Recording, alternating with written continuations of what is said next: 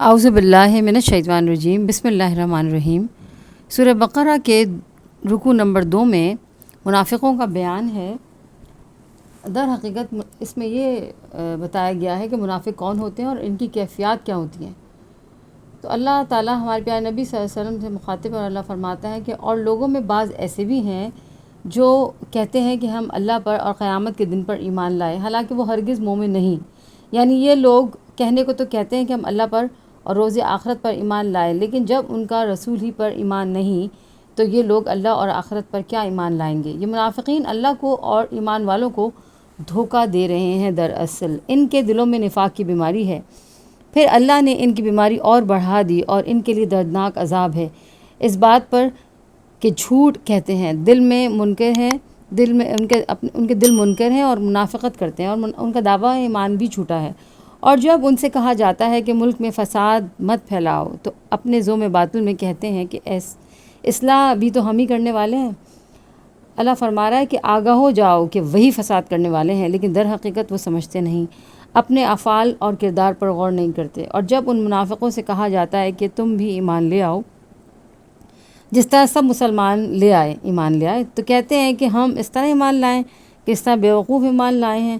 جان لو وہی بیوقوف ہیں، مگر انہیں اپنی بیوقوفی اور نادانی کا ذرا علم نہیں۔ در حقیقت قرآن ہمارے لیے سرمایہ ہے، ہمارے لیے ایک بہترین کتاب ہے، اور نماز بھی ہمارے لیے بہت ضروری ہے۔ انسانوں کے لیے اللہ تعالیٰ کو کسی چیز کی ضرورت نہیں ہے۔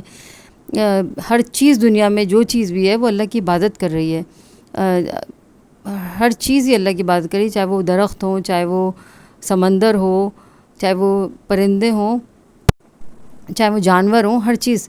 لیکن انسان اگر عبادت کرتا ہے، نماز پڑھتا ہے، قرآن پڑھتا ہے، تو وہ اپنے لیے اور اپنے ہی فائدے کے لیے پڑھتا ہے۔ اس سے کیا ہوتا ہے کہ ایک تو اس کا دل صاف رہتا ہے اور وہ برائیوں سے بچا رہتا ہے۔